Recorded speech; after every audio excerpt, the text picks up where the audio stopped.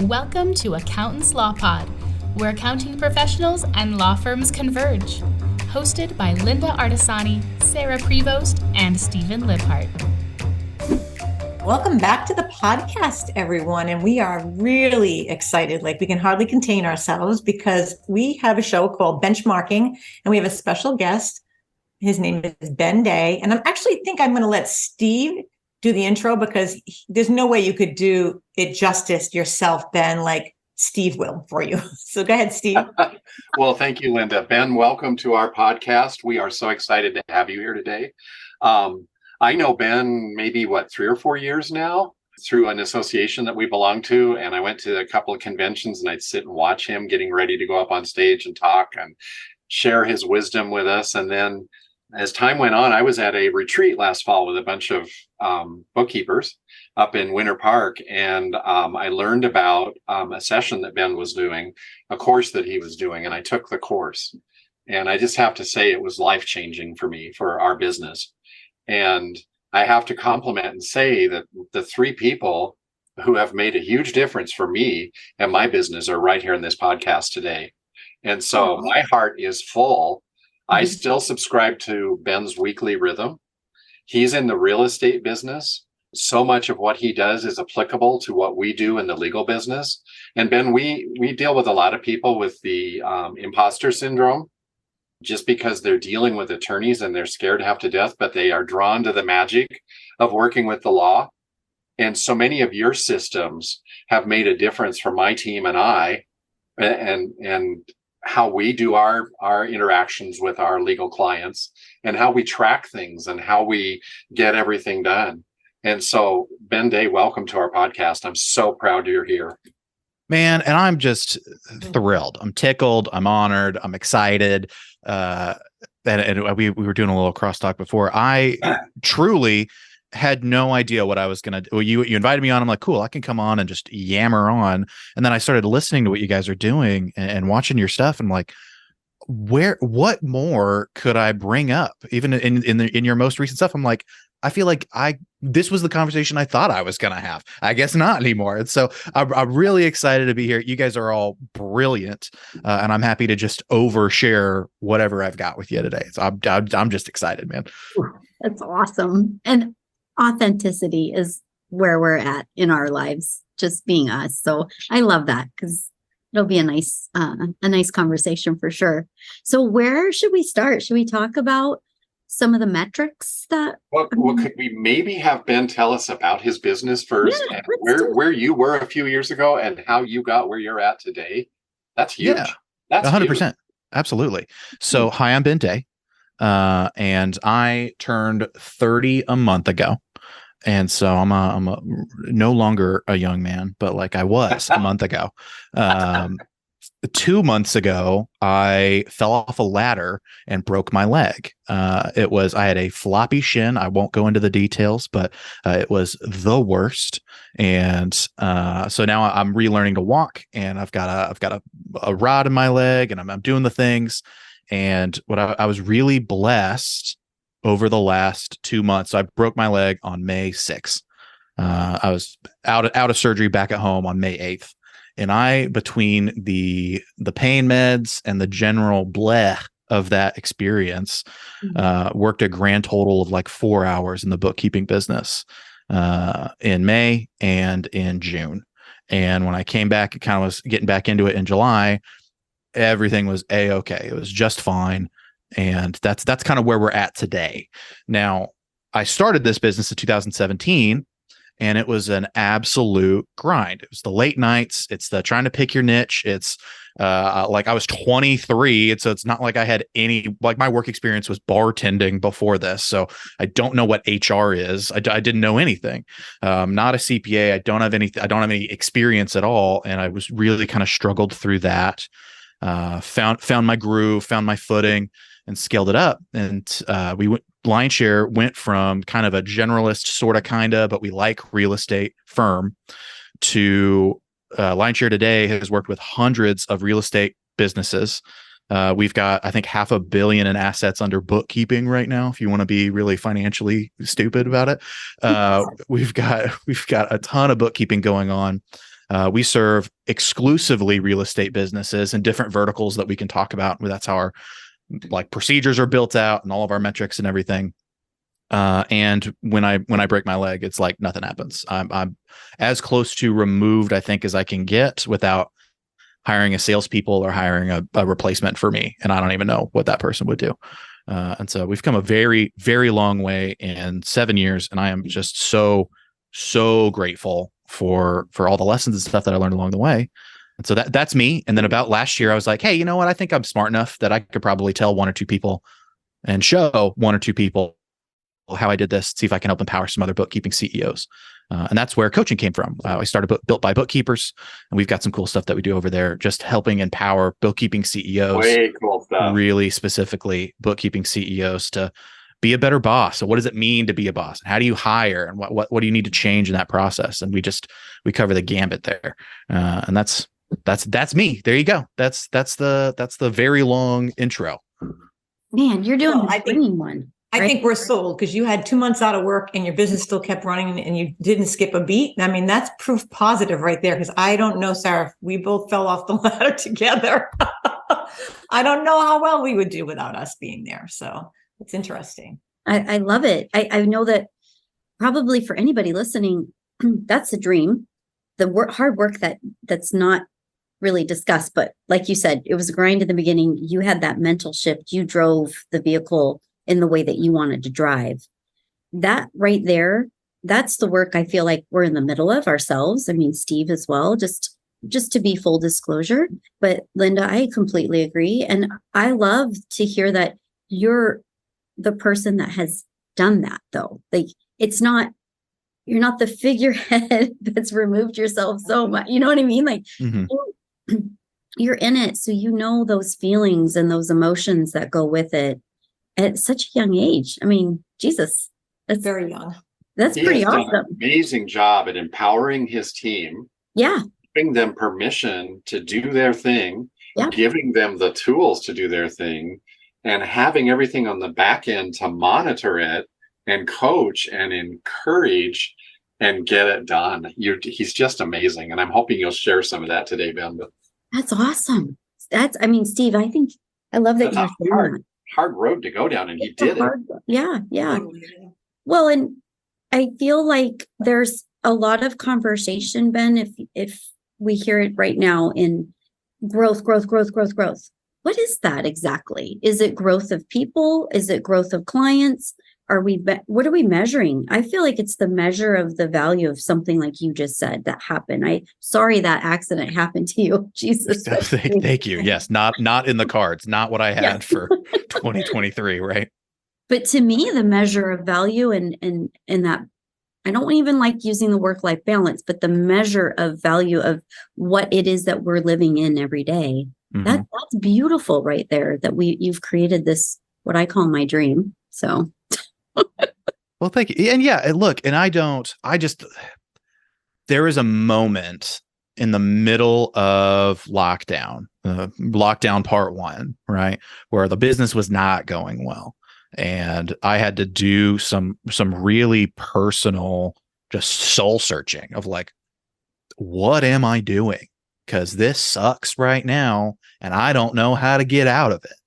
And I caught myself in this just very 100% depressed downward spiral in the business. I think I'd like looked up one day and it was like a Thursday and I hadn't done anything all week. I was just sitting in this office sweating for no reason. Like I kid you not a thing got done that week on my end just because I was crammed up by just junk.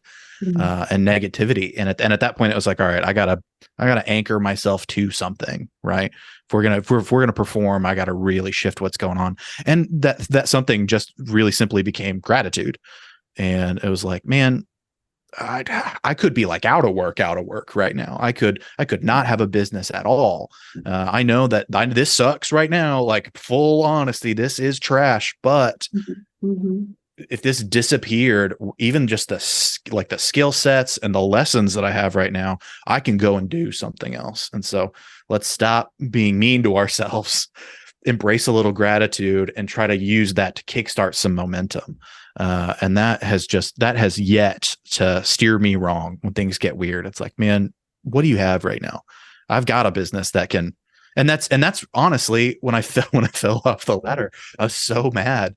And then I was immediately so at peace. As soon as I made it to the hospital, I was like, everything's going to be fine. I know I've got cash. I've got insurance because my business has insurance. I've got cash in the bank because I'm good at what I do. I don't have to email up my boss somewhere and be like, hey, silly me, I need as much time off as I can get. That's not my reality. So I need to just not be stressed about this and be really grateful.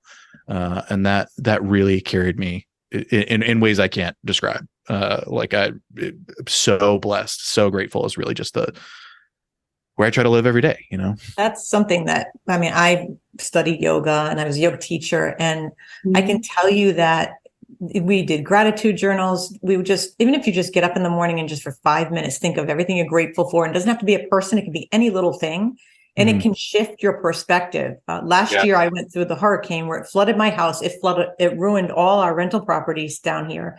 None of them are rented right now. There's still even electricity almost a full year later.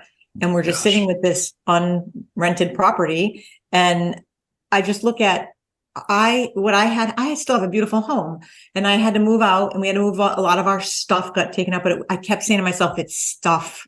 And on the other side of this, it's going to be better. And if you keep that glasses half full attitude, I think, and it's not like that every day though. I mean, there was ups and downs, believe me. I'm not going to sit here and say, oh, I woke up and meditated and everything was great every day. It wasn't. And just like that in COVID, it wasn't like that for all of us. And it was like a part of us figuring it out, and then a part of us were affected in different ways. And I think that bit of just taking gratitude and trying not to go down the oh, poor me, which I know I did multiple times, but I kept coming out of it because I felt like it made me stronger, and things happen for a reason. And my mother always says that everything happens for a reason, and that reason maybe something good is going to come out of it too. So I think that that's a big thing to think about when you're in business and in life in general. Mm-hmm. Oh man, you touched on a few things. I mean, I'm a little bit teared up because honestly, my life, Linda has lived through it, and so has Steve a bit. Mm-hmm. My life drastically shifted a year ago, but we've come out on the other side. And it's the value of life. It's the gratitude for it. And I completely agree. And I do feel like a different person on this other end of it. And my business has shifted in a positive way. Linda and I have really gone through a whole evolution, I feel, in a change. And thank God we have each other for that. But also I just value the change of what has this road look like. And it was scary. I will not lie. It was definitely the life death moment. It was right in front of you, takes you out. I mean, mind you, I had 2 weeks of chaos, but I was out, and I had everyone else around us supporting and helping. And so I think that it's kind of like what you've built and the value of what you've built. In talking into the details of it is those systems, how to even start, where do you make that? It's also mind shift, like you said. I feel like it's a mind shift change first before it's a system change first, right? Sure. Oh yeah, 100%. So, and this is, I was trying to figure out how to segue this in, and you've just given it to me on a silver platter. So, so I'm sitting in this office, right? And I'm like, okay, what am I going to do? Gratitude. And I'm realizing that it's like, man, I'm down and out. Like, I hear like this makes sense in my brain. How am I going to drive this home for me? What can I do to make this a constant thing?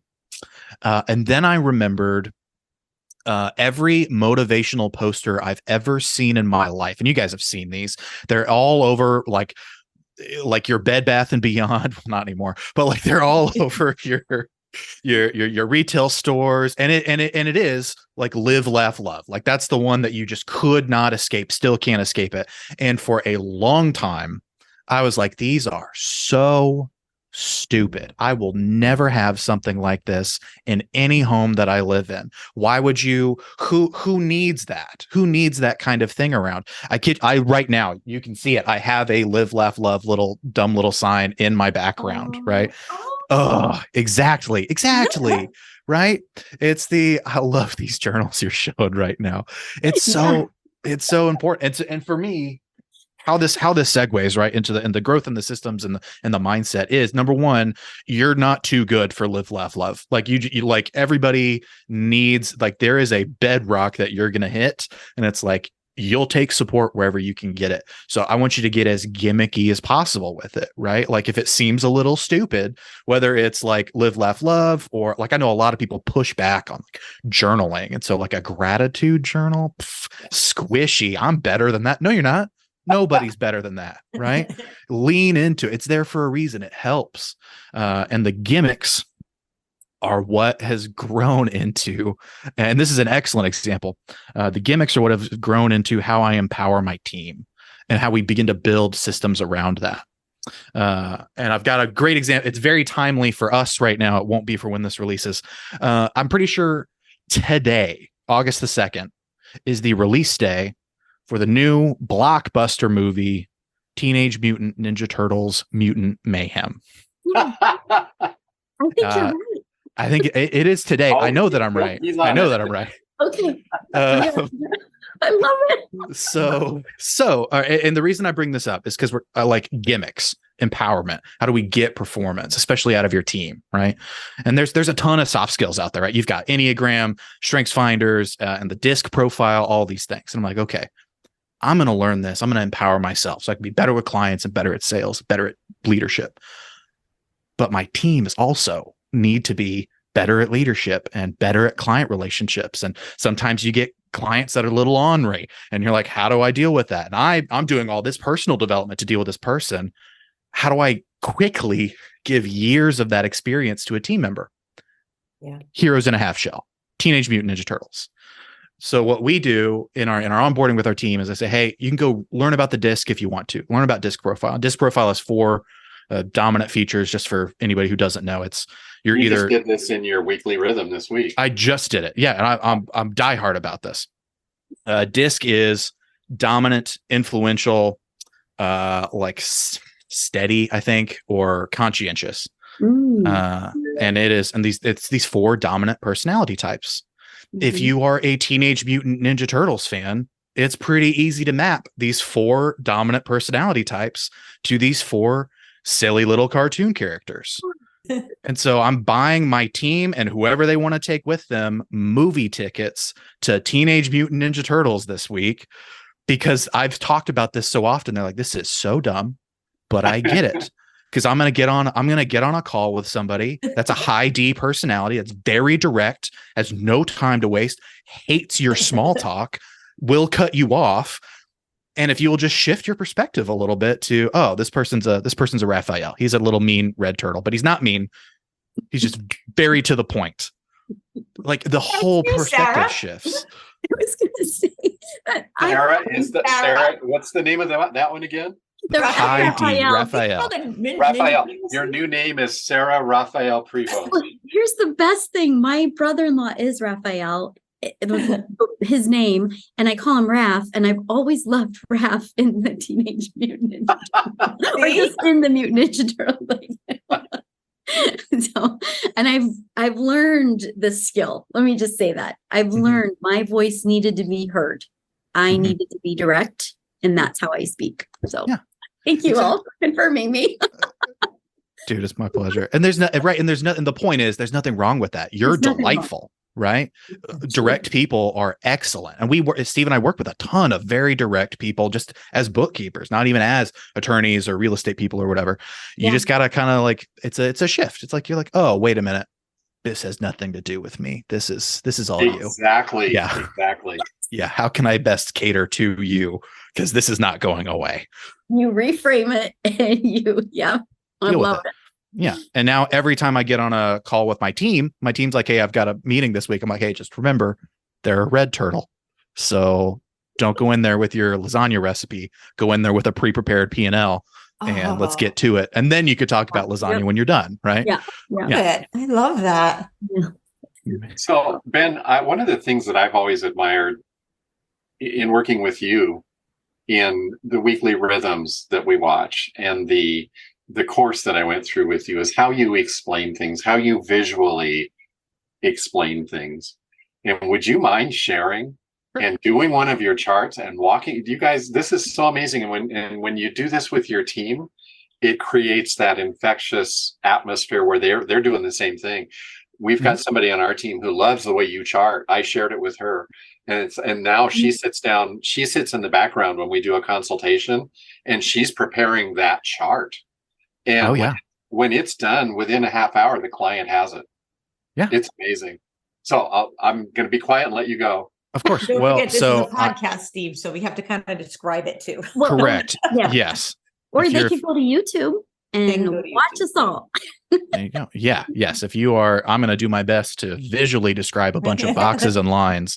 But yes, go to the YouTube. I'm happy to share my screen. If somebody would turn on the ability for me to do that, we can make this happen. Our lovely Tiara behind the curtain, honey. I'll tell you, if you're a visual person, when he does this, it just all makes sense, and it takes you where you need to go, and you've got your notes, and you've got the plan, and it's amazing. No. Well, and again, it kind of comes back to, for me, I'm going to share this and talk through it. Bookkeepers and professionals at large, right? If you work in a professional services industry, you're just a smart cookie. You just have to be. There's a lot of information rolling around in your brain that you hold on to at the same time. And as it turns out, if somebody is hiring you, it's probably because that's not their dominant skill set as well. They probably live in a different realm than that, and they're hoping that you are going to bring that structure. And so you can, but then there's a disconnect. There's kind of a lack of trust at some point if you mishandle it. So it's like, okay, how can I really quickly use some learning or teaching tools to bridge that gap? And so what I'm sharing my screen right now. This has nothing to do with bookkeeping whatsoever. We're changing up our coaching website right now. And so all I have right now is me having diagrammed out, okay, here's the different pieces that we need to have by page. And it's like, hey, how do I feel about these pages? And like, do we have all of these pages? Do we need to go build them out? Do we need to change them? What's going on? And just by really quickly. So, and if you want to go and do this again, if you're listening to this only, I'm so sorry. If you want to begin to diagram things out for free, it's technically it's diagrams.net, but I will Google draw.io and it'll take me right there. And you can create a new diagram. It saves itself inside your Google Drive. And you can begin to just quickly document so powerful whatever you've got going on. And we'll put a link to that in the show notes too. 100, and it's totally free. You don't have to spend money on this. Yeah, like this is just part.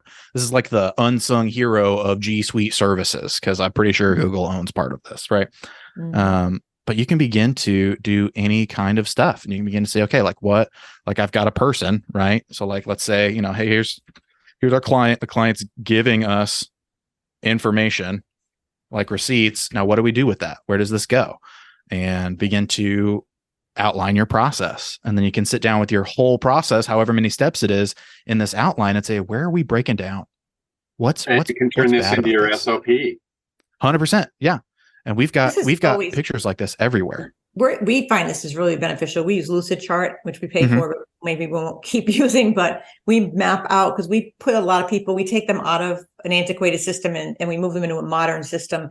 And then there's a lot of different working parts that they're not accustomed to. So we visually diagram this out for them so they know how the pieces all work together. And you can almost see their light bulb moment when you produce this in part of the training, to show them that this is how it all works, because they know they're over here working in Dext, and they know that there's a Lean Law or Clio, and it goes into QuickBooks, and they're trying to understand how all this works. And they're coming maybe from desktop where they completely don't understand the difference of working in the cloud. So it helps them to understand how everything flows together. And I just always see a big difference in a client when we're training after we've given them the visual. It's huge.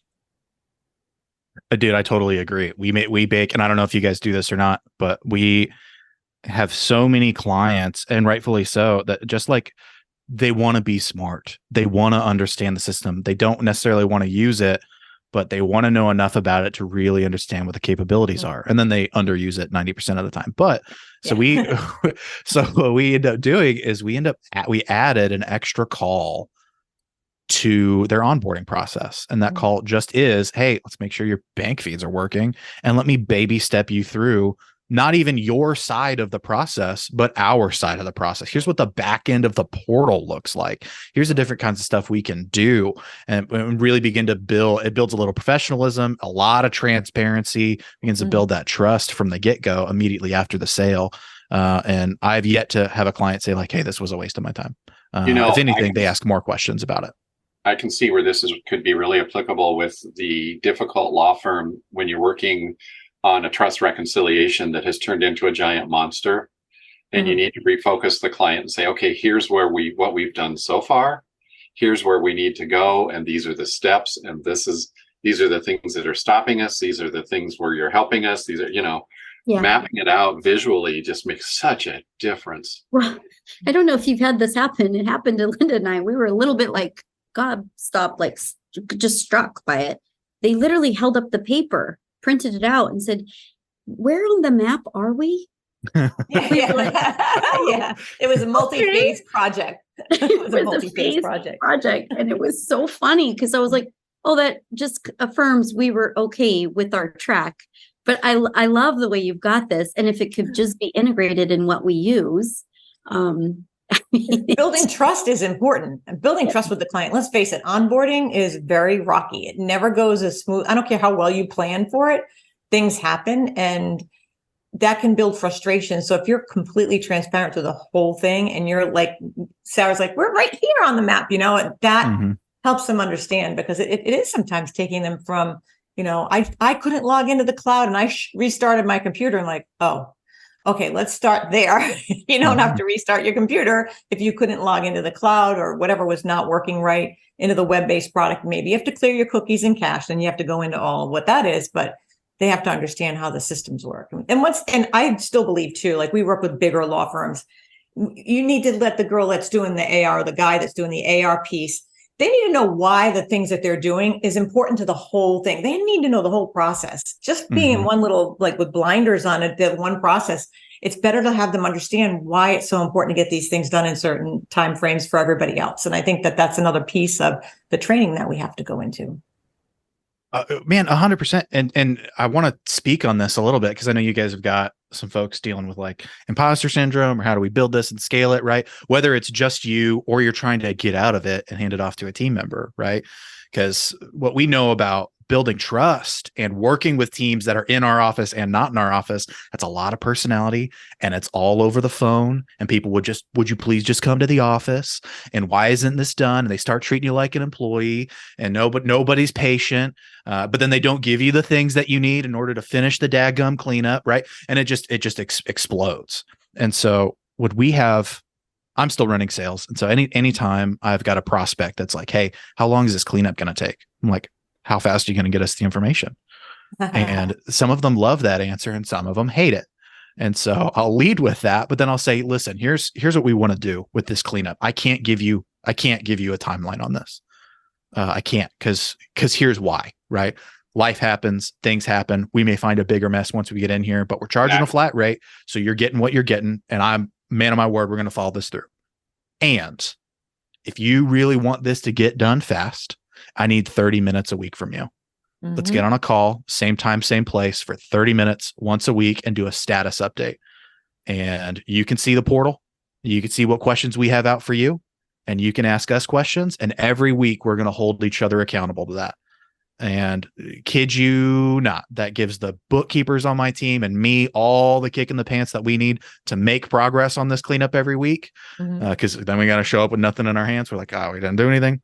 But also it puts a ton of accountability and responsibility at the same time on this client, who they've hired you, and now they're like, oh, my problem solved. I don't have to think about this ever again. Meanwhile, you've got an ask list a mile long. And we've really loved that. I cannot recommend that enough. Just a weekly touch base with the client. We do that.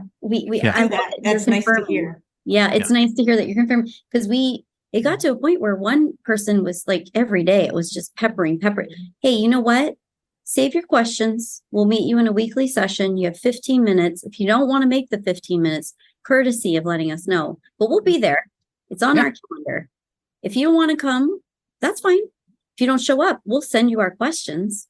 That's okay too. I'm not heartbroken, but it's there. It's parked. It's a seat at the table for that week, and it will go on. And we sometimes on the onboarding, we'll do a duration and then we'll flip the switch. I will say, okay, you're going to move into a monthly or you're going to move into a quarterly. And depending on, and I love that you brought this up because it does, it really drives the entire team on our side. It's like that false deadline, but it's a real deadline. It's like, you got to work to this. I'm not showing up empty-handed. I'm the face. I'm not showing up with 0 things in my hands. So, right. Yeah. It's like, how many times can you show up and say, oh, we're working on it until there's some frustration there, and rightfully so. Right. Absolutely. And you discover a lot in those 30-minute calls that you didn't get in the, the initial consult or even digging into the file. They'll say something that you'd be like, oh, you didn't mention that, but I'm glad you told me that because now that's going to shift how we do X because we weren't aware of this is something that you do. And, no matter how many times we, like I said, prepare and we have our little checklists and everything else, but for sure, like Sarah and I will do it. And I think that a lot of times when we sit with the client like that, in that capacity of every week during onboarding, and the both of us do it together with the client. And it's typically 15 to 30 minutes. Sometimes it's shorter, sometimes it's long. We book in the 30. And I see that the people who are really engaged and really want to make things better, they're ready to make that move and make it a better system. And they actually enjoy coming on with us and talking to us and understanding everything that's happening too. They don't want to be just sitting back going, let them do it and it's all done. They actually want to know. And they'll ask us questions that might not have come out of a regular conversation, but if we're going through and they'll say, oh, I didn't know we could do that in accounts receivable. Really? I could actually automate some of that, reminding the people about invoices that's in the system. We could set that up. And those are things that aren't actually thought of and may not have come up in an earlier conversation. So they're as much as we get so bogged down with meetings, those meetings are just critical. They're critical for the success of the project for sure. Right. And the success of the relationship too. Right. Yes. I mean, it's and we've all been doing this long enough. I think that it's like at some point, every new client breaks when their cleanup's not done. Hey, this has been going on for 2 weeks. Why is it? This is outrageous. And it's like, okay, well, let's set a little context. Or it's like 8 months. And they're like, why is this taking so long? Well, we've had, 27 weekly meetings on the calendar and you've skipped 20 of them. And all of my questions are sitting unanswered in the portal. I'm happy to keep showing up to this thing. What are you going to do to flip this switch, like flip the switch here, right? But on the flip side of that, if you are working with somebody like you're talking about dynamically, hey, we signed you up, we got you in here, you've got this weird thing that I've never seen before, but we're going to build this custom solution for you. We're going to document this process. I'm going to give you a cute little printout on how your very specific process should work. Suddenly you've got a raving fan and your bookkeeping process is now the best tool you have in your sales process. I'm like, this just, the business writes itself and the growth that you were talking about earlier, that just is a natural product of just showing up and being good and honest and consistent, One of the things we shifted to too, is we'll have somebody come. We already have a bookkeeper. We really don't need ongoing, but we just wanted to do this one project because the bookkeeper doesn't know how to undo this mess. Fine. And most people will be like, I don't want that. I want the ongoing. But what you do is you take that job, you clean that up, you show them what you can do and how you do it. And you already got a clue there that bookkeeper didn't know how to fix the mess. They don't have the same knowledge base that you do. So maybe you're not eliminating that bookkeeper's job that's on staff. And a lot of times that doesn't happen. They still stay on board in a different capacity, but we end up getting the work because now they see you can show off reporting and all these things that they never even considered. And now we've cleaned up the file. We know what we're talking about. We've demonstrated that throughout the whole job. And now they're like, I don't want to take John's job away from him, but maybe can we work something out where, John's actually a paralegal, by the way. He's not really a bookkeeper. So yeah, we'll just say, well, don't you think John's better served to be a paralegal? And then we can have him help us. Yeah. And then it just begins the job, but that becomes ongoing. But we never, ever we learned this the hard way, where we would do, if somebody was looking for the actual ongoing, we used to do the project and give the ongoing price all in one contract. And then we just decided one day, let's see how this project goes, because if it ends up being that guy that doesn't show up to meetings, I don't want to work with a client ongoing if they can't be that invested. So in fact, one of our team was like, do you want an ongoing price? I said, let's see how the project goes, see if we actually like this person. And then we'll go into that next phase. They're really excited about getting something cleaned up. Maybe they got to file a tax return still, and they haven't done 2022, which is now the season of that. And then we'll see. And if we don't really like them, then we'll just like, gee, I don't think it's going to work. Well, it gives us the opportunity, like you said, both of you have said this, like, what's behind it? We don't know what's behind it till we get into it. Exactly. 50% of it, we hear this all the time, Steve. I know you know this. Oh, it's not that. I mean, we just do it like this. And then it's in balance, but I want you to look at it and it's not in balance. So you're dating the client before you marry him. Yeah. Basically. I love that. Well, okay. So can I ask, can we move into the space? Because you touched on it, the gimmicky stuff with the team and so forth. Right now, I'm hearing a lot of that whole EOS system that everyone's really kind of gravitating to. I love one of our colleagues in our industry was like, I've always danced around it. Now we're formalizing it. And they're working to it. I'm wondering what you think of that process, if that's something that you've thought about as well, or have you done it? And what do you think? I mean, that's just one of so many, I feel like. That's that seems to be a gravitation right now for accounting firms, right? Yeah. So the EOS system you're talking about is from Gino Wickman out of the book Traction, right? Which is an excellent book. I've read it like 3 times. And if you started reading that book and you're like, oh man, this is not for me. Yes, it is. Keep going. Okay. Like it's tailored. The rocks. The rock. Yeah. Oh, I got to read this again. You got to get into it. My man's got it on the camera. There you go. It's really excellent. And a lot of the book is like, do you have a $10 million company? You should start doing this.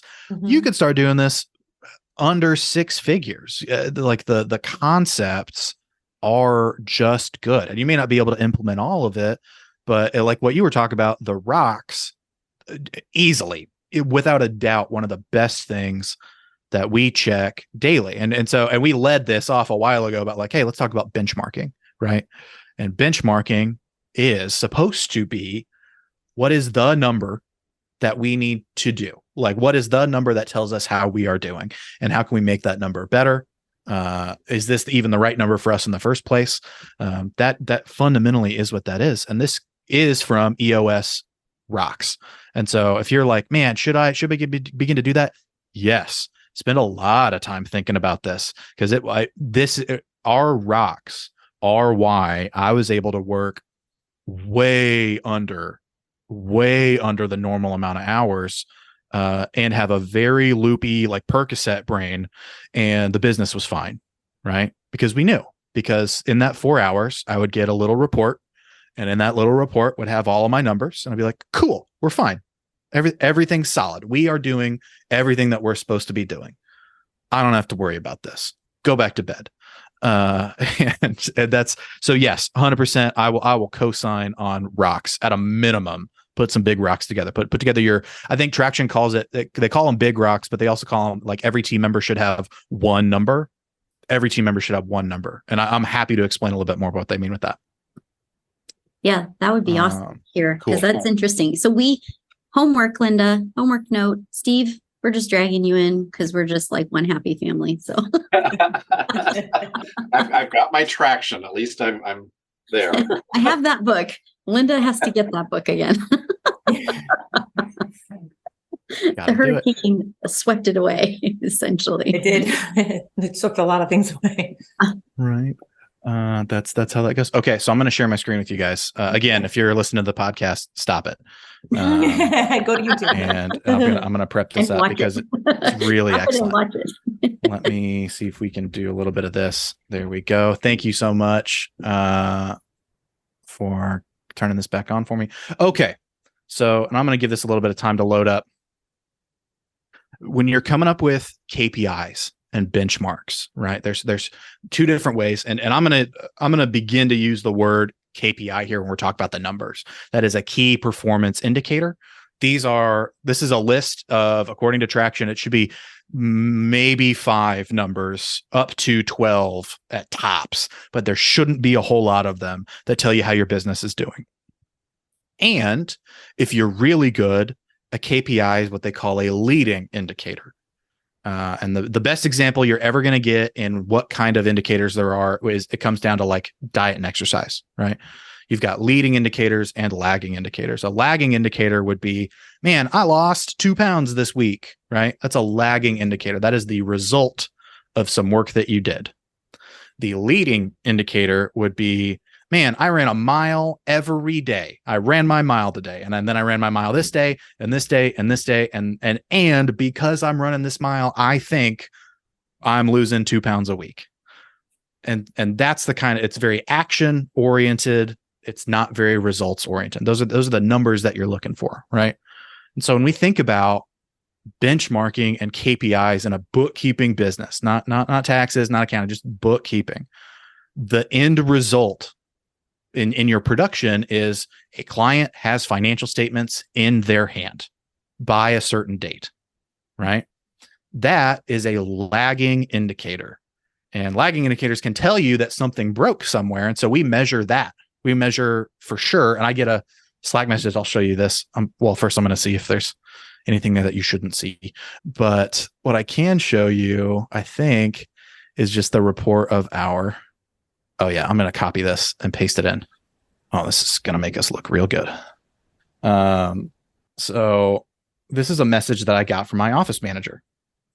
Ooh. Saying, hey, here's your lagging report for our 20th close. Now, some of our real estate investors are syndications and funds. They hire third-party property managers for hundreds of units.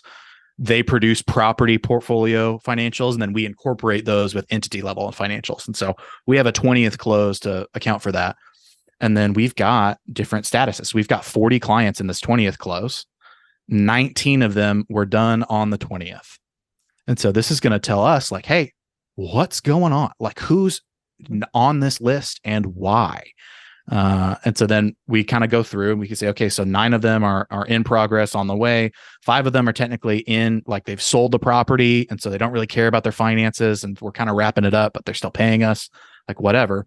But we're able to get all of these lagging indicators, right? But none of this really matters because if that's the only thing that you're tracking, you don't know really what needs to be fixed, like what's going on in the business. It's now the 20th. It's the 21st. You're looking at this. Half of my stuff is late. What's going on? And now you're irrationally angry at your team who may just be doing their best, right? So we got to give your team one number that they can hit consistently or not that says, hey, we're doing our job. And then we can begin to fix a system. So like my team is in 3 components. We have bookkeepers that do the job. Oh, I've now carried my box all the way up here. That's not good. Boop, boop. We've got bookkeepers that handle transactions, and I'm going to paint in a broad strokes here. This is not masterclass time, right? Yeah. Bookkeepers are handling transactions. Then we've got what's called a lead bookkeeper that does what we effectively call quality control or QC. Mm-hmm. And then we've got sort of account managers. We call them specialists internally, just because our specialists, like my fund specialist does not talk to my short-term rental property managers because they just don't have those skill sets, right? Mm-hmm. They just don't live in that world. Mm-hmm. But my specialists actually deal with the like meetings and delivery, right? Mm-hmm. So I know if every single one of these people need a number that are going to dictate whether something is done or whether we're showing up for our deliverable correctly, that it needs to be tied to the task that they're doing. And that number can be an action, and that's leading, or it can be needs to be done by whatever date, which is lagging, right? Mm-hmm. And so for our like lagging number, sort of kind of for this and like month end, like, hey, transactions need to be done by the 2nd of the month. There's no reason for us to still be coding transactions on the 3rd, right? Get in there, make it happen. Now, what does that mean for transactions? If you're putting this off until the last minute and coding all 800 transactions on the 1st of the month, you're going to have a really bad time and you're probably going to miss this lagging indicator. So what number can I think of that will clearly communicate, hey, I have coded up-to-date transactions every week, right? Yeah. It's real simple. For us, this was a no-brainer. It was, okay, the bookkeeper's job every week is to go in the portal and send an automated email to the client that either says, hey, I have no questions for you, or I have questions for you. Get in the portal and let's figure it out. Every week, they're supposed to send this email. And so our number for bookkeepers is, did you send your email this week? Like that. Oh, Right? I love this. Yeah. And that is and then I've got my assistant goes through the next Monday, looks at all the portals, sees what emails went out, didn't go out, puts it in a thing, sends it to me. Here's the clients that did and did not get their weekly touch. And that puts a ton of accountability on your bookkeeper, because they could lie. They could send the email, we don't have any questions. And then at the end of the month, data dump, and we'll see that. We'll know. Audit logs are alive and well here at Lionshare Bookkeeping, right? But it helps kind of everybody get into a rhythm, right? And it's low stakes. It's not daily. It's, hey, if you're going to be on vacation, I get it. Tell me. But like it really begins to kind of set this out. So instead of done by the 2nd of the month, it's 1. Their number is 1, and that 1 is like email to client per week. Did you hit your 1 big rock? Because if you did, we're probably on our way to success here, right? Got it. That's so. This is applicable really in any profession. I mean, you and I love it how simple it is. But you just distilled this whole piece from how to measure it. You went from, here's the number, what is the value of this number, to how to measure it in the way that the workflow is, so succinctly that it helps understand, if we're sitting here on this side as professionals going, how do we do this? We're a number of 1, or we are a number of 1.5. We have a sub that's helping. What's that measure that you can create for yourself? Because how do you repeat it? And I think it has to do with specializing, how to manage. That's the way I'm seeing it. And I love it. You just, like, what you do in your industry, sure, it's complementary to other industries, but it works within yours because you can manage that metric right there. I love that. And it also is going to help you find that bottleneck, right? Where is the issue happening? Because when you see, it could be a specific person. It could be, maybe it's a specific person on your team, but they're overloaded and you didn't realize it and they're not telling you, right? Or they may be telling you, they might be waving the white flag and you're not recognizing that white flag. And it's going to let you see that someone's just overwhelmed and they can't keep up. They're constantly behind, and you're just killing off your employee, where they're sitting back going, oh my God, and they don't want to say it to you. They hide. Right. Because they don't want to let you down, because they love their job. They love you. They love their job. They love the security. They're like, I can get it. I just need to. No, you probably can't. Please ask for help. Please ask for help.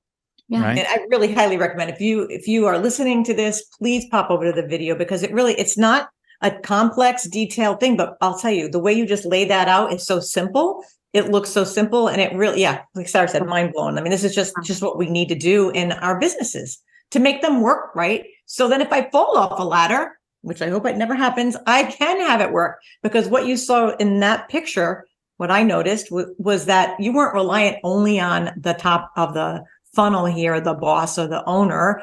You've now got this system in place where you're going from the transactional level, which could be your outsourcing team, to the quality control, which could be your internal team, or doing that little bit higher level stuff. And then you've got that whole list down, and it lets the whole team see the value, because your foundation now is that transactional team. That's where it starts. You can't have bricks in the mortar falling out on the foundation, then the whole thing's going to come tumbling down. So it's really important. And I think that alone, just seeing it like laid out like that, would be great even for the team to see. Well, Ben, one time in one of our classes several months ago, you shared in Clockify how you were able to identify when one of your team members was having a problem. Can you talk a little about that? Yeah. So all of this is related, right? It's and some people feel differently about how you pay your team or whatever. I'm not here to break up any happy homes, but if you're not tracking per client. I don't care about like the job inside the client nearly as much as just per client. Just give me the information. Case in point, because you were speaking of this, we have here at Lionshare a wide variety of styles of team member. We've got W-2s, we've got, and they're hourly. We've got contractors in the States. We've got offshore staff, right? And my offshore staff are delightful. They are so good at what they do. I love them to pieces. And one of them in particular, absolute rock star. We're going to promote him. We're in the process of training him to be quality control for us, and then just hiring people underneath him. He's so excellent. And then I get my weekly report for our number one. Like, did everybody get a email this week? And most of his clients, not just this week, but like for a couple weeks now, nothing, crickets. I'm like, what is going on? And it was nothing for me to be able to hop in just to his time tracking, into his Clockify, and say, filter by client. What are you working on every day? Because I know he's working. That's who he is. What are you working on? And I had forgotten that one of our clients that was in recurring got an audit for 2018. Back when he was sick and commingling everything and just getting started. And I'd said, hey, buddy, you know this client. Why don't you just go deal with that really quick? And he's been burning it out trying to get this cleanup done so that he can help the specialist have their weekly cleanup meeting with this person and their CPA. And it's all working together. And so he's dialed in, focused. This has to be the priority above everything else. And he just wasn't getting his other stuff done.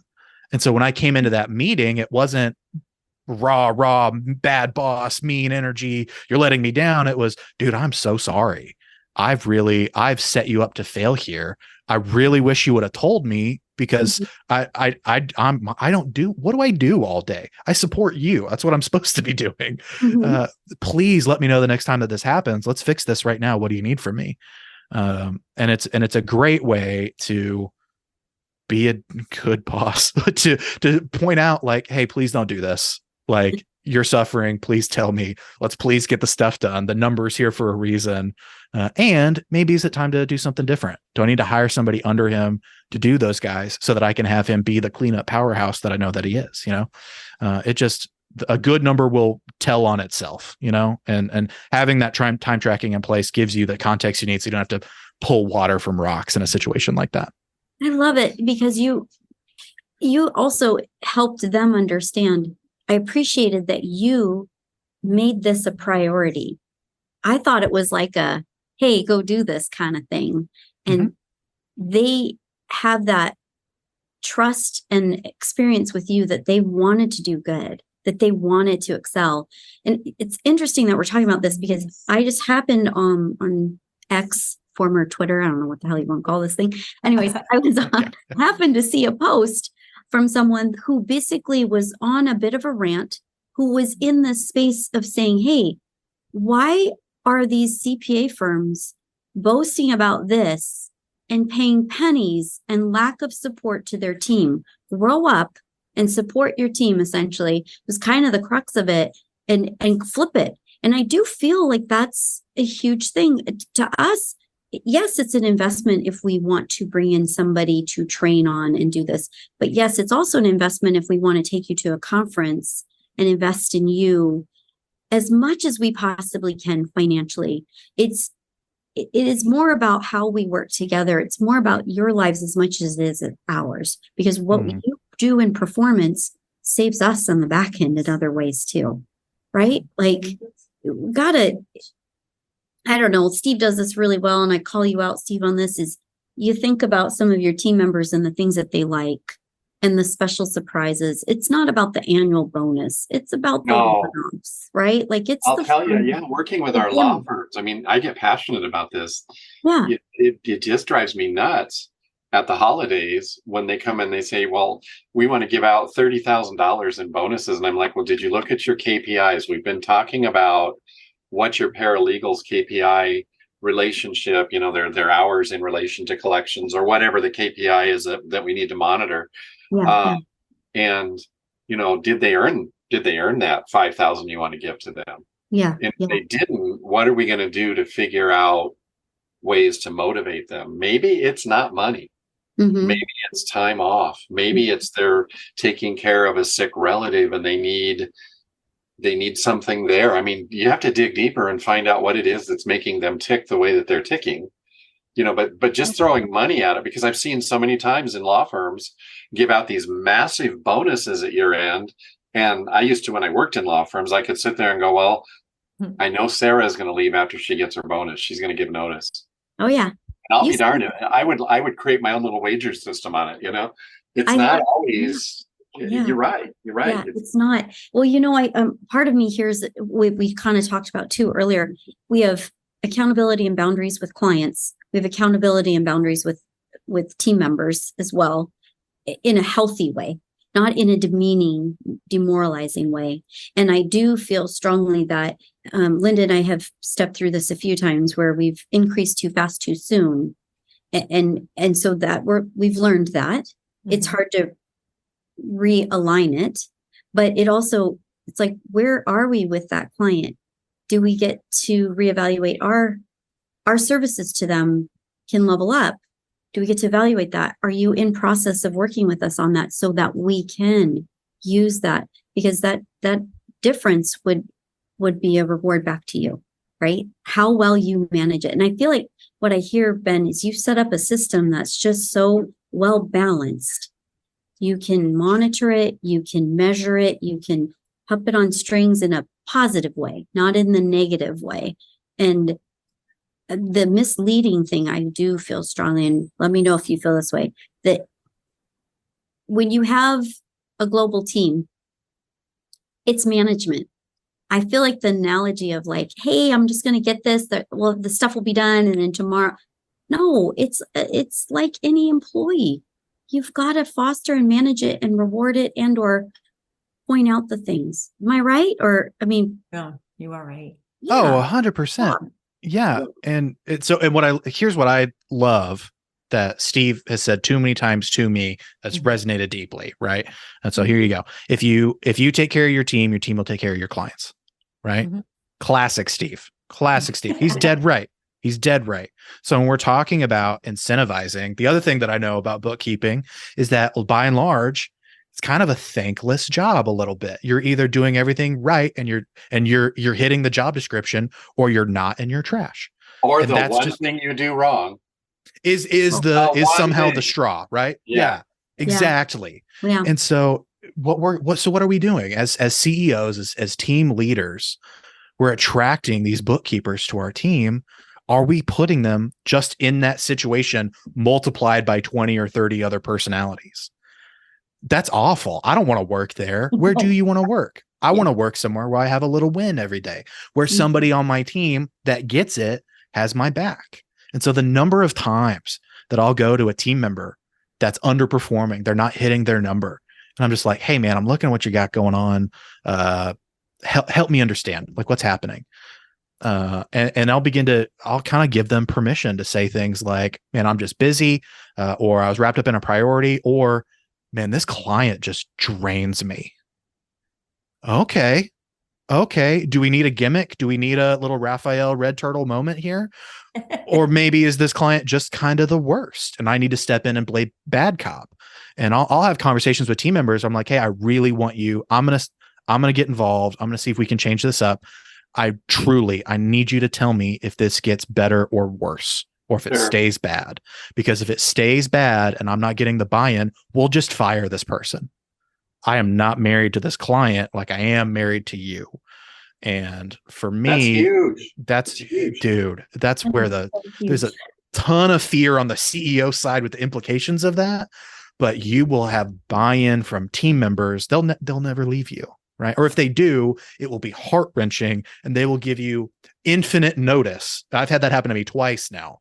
Two rock stars on my team had to leave. They could not keep working for me. They had their dream job happen. Doesn't matter. And they come to me like, I hate this. So I need to make this move, but I'll stay with you through the next 6 months if I have to, so that you can find a good person to fill this seat. Because I don't want to leave you about you. It does. It really does. That's huge, Ben. Oh man, I love it. I have a confession here. I'm a byproduct of Mama Raphael over here, sitting over here, who Okay. listens in and basically is our reminder of, do you know how much work you do for this client? Did you Mhm. hear that tone of voice? Mhm. If you don't have that within yourself or have somebody else like, hey, I'm hearing you say this, I think you need to find that buddy, right? Because it Yeah. helped you. I mean, don't you? Yeah. So If you don't have a mama that's on the side who is always she doesn't say a lot, but when she says something, it's so poignant, you better listen. Yeah. But I mean, if you don't have that, it's good to have even a colleague or a friend that will be there for you, that if you have those days where you just need to like offload that they don't work for you, they're just completely separate. It's Mhm. perfect. So I'll tell you, what's really hard about this is when you're working by yourself, right? Yes. That's the Very. worst. Yeah. Because you're on Zoom calls all day with these people. You're in the emails, right? I alluded this earlier. My last job before this was a bartender, right? I was a bartender server host. I ran that place, and I can always tell that I am stressed out when I start having dreams about forgetting people's sides of ranch. I know, like when I start having dreams about working in the restaurant again, I'm like, oh, something's out of balance here. Like my body is telling on itself. I'm feeling like I'm busy. I'm feeling like I can't keep up. Anytime, if I dream about sides of ranch or if I'm losing sleep, I'm like, oh, that's it. If I can't help but neurotically check my phone for an email, or like, hey, if John Smith is mad at me and John Silver emails me and I feel my blood pressure spike, I'm like, oh no, this guy's got to go. He's got to go. Like something has to change about this. Fruit. Yeah. Fruit You just right gotta, there from the industry. yeah, you got to listen to yourself sometimes, I love it. Oh my gosh. Well, Steve and I mean, coming out of event planning, restaurants, opening restaurants, Hotel business. Yeah. Yeah. I mean, you are hammered in on how to handle client pushback, customer service at a redefined level. So I love it. I do feel like that industry really needs to be a kind of a something where people should start, to be honest. I think everyone should work in the hotel business for 5 years before they go out in the world. 5 years. 5 years. Serve your purpose here. You're done. Yeah, it's long enough That'll to make get or that good break you. trauma in. It does get trauma in, but it's funny that you say that because there is that whole thing, like you're seeing it now, the benefits of health and wellness, and then what people are doing, and the procrastination coaches are coming up, and this is coming up, and I'm like, oh my God, overwhelming. You got to trust yourself, trust your gut, write it down, do something. But yeah, it's so true. So true. Well, with the three of us, we've done this before. It'll be a Saturday morning. I'll hop into Facebook. There's Linda. And she's like, oh my God, this just happened. And in a private message. And I'm like, oh, I had the same thing. And we're back and forth about, and you know what? It helps. It helps to have that about, and with you, Sarah, you and I have picked up the phone and talked to each other before, and I think that's part of what brought the three of us together. And because of Ben, who made such a huge difference in my life. And because I was in that alone syndrome when I found you last fall, Ben. That's where I was at. I was in a very lonely place, very frustrated place. And I was like, I was where you were when COVID hit. And I'm like, I need someone to kick me in the butt. I need someone to tell me I'm okay. I need someone to say, you can do this, and you give yourself that gift, you have to give yourself permission to go fix whatever's wrong. Oh yeah. And it's exactly that. You just have to give yourself permission. And sometimes that's impossible. That's huge. It feels like it's totally out of reach, but one of my mentors is a huge fan of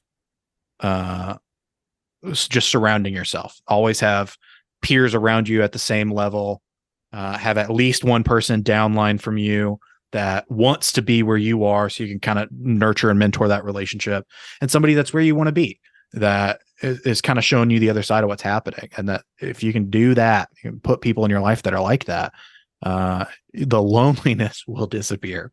You'll get the fulfillment and the social interaction and all that. It's just so powerful. I feel like it's true of anyone that's in a journey, whatever that journey is. It's like a recovery method of moving forward. You have to acknowledge, appreciate, balance it, and then go ahead with it, whatever that is. But inside of it, you brought it up at the beginning, gratitude. and I love that you're like, who cares how cheesy this stuff is, the gimmicks, the little things. What I love about him. Yeah, I love it because I paid this guy to be cheesy. It was never something I thought I was going to make money at. So I guess here we are. Well, I mean, I can't wait to have you on again because I would like understand that journey that you made, that we've all kind of hinted in our own space. We made a journey from where we were before to how we got into this industry to how we possibly niched or specialized further. And then the more you look at it through that lens, the perfection of things happen, not to be perfect, but to make there's that value, there's that internal gratitude that you have within yourself of like, yeah, I got this, I can do this. So I could spend a whole day with you. And Ben, you do coaching. So you coached Steve.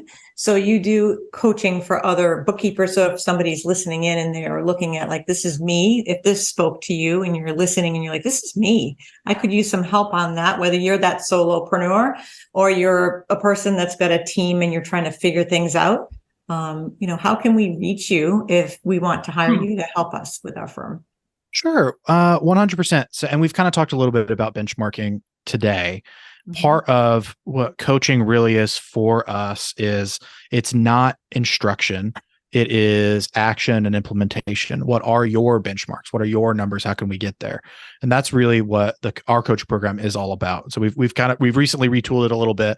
I put the bow on it last night because I knew you were going to ask me about it. So builtbybookkeepers.com. That's my coaching program. That's what we do. And it is to help bookkeepers at any stage of their journey, whether they're a little solo bookkeeper that's just getting it done one late night at a time, up through some bookkeeping manager that's really not sure how they got there, but everything seems to be broken. We want to help you kind of get to that next step where you're free and you're running the business you want. And so if you want to learn more about that, come check out builtbybookkeepers.com. Shoot me a message. We're happy to talk to you about what you got going on and pretty honestly tell you if you need coaching or if you just need a quick little kick in the pants and go do what you need to do and come back later when you're ready to go. And if you do need the coaching, I know from listening to Steve that you have to dedicate the time. So you're not just going to sign up and it's going to be like the clients, oh, it's magically going to be better. You actually have to do the work. So know that going in, you got to dedicate time to this because it's going to be some work. I know, Steve, you wanted to describe I remember you having to do homework.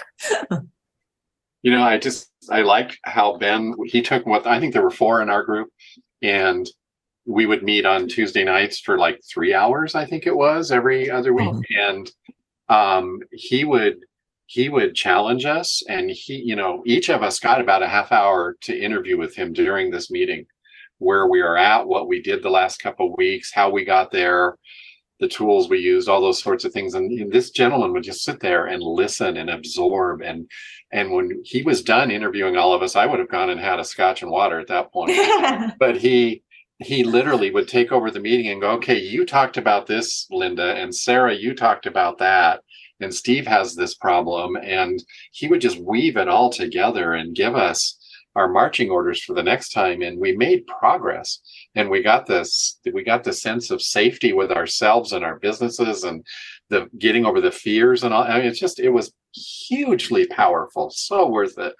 And then I subscribe to his weekly rhythms because I just have to have every week. I need my Ben recording to show me what magic he's got in store for us this week. And I'm just taking notes like crazy, and then get in a meeting with our staff. And I'm like, guess what he said this time? And we're going to try this. And it's amazing. It was a gift to us to do that with him. I love that you're saying all this. I'm sure, but I mean, I'm not alone. I know. That's huge. It's huge. I'm sure, Ben, it feels like just to know the impact, the journey you've been on, and the impact to someone like Steve, been in it a long time, the tenure.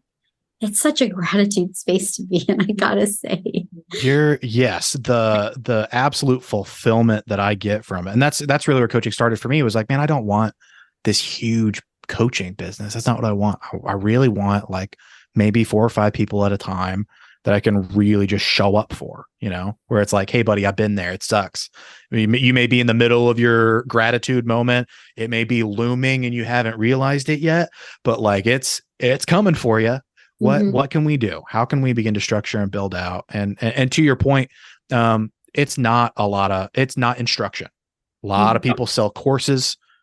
The new thing that we're launching has little videos in it, but they're little on purpose. They're sprints. They're not lessons. It's here's the bones of this so that we can implement, that's what it's about. You don't just do this to try to get us to give you $5,000 or whatever. You do this because you care. You genuinely put that across in these meetings that you care. And what I also got from you, Ben, that's a huge compliment to you, is you would share how you take care of you in the middle of all this craziness. And I loved that. Totally, because it gave me permission to stop and do that too. Because you knew that's where I was at. Yeah. We're all like that. Yeah. Late nights get into, I just won't do anything for me this year. I'll get to me next year. Boo. No, that's not fun. I think even just talking about it, opening the door of conversation is allowing you to reframe it in your mind.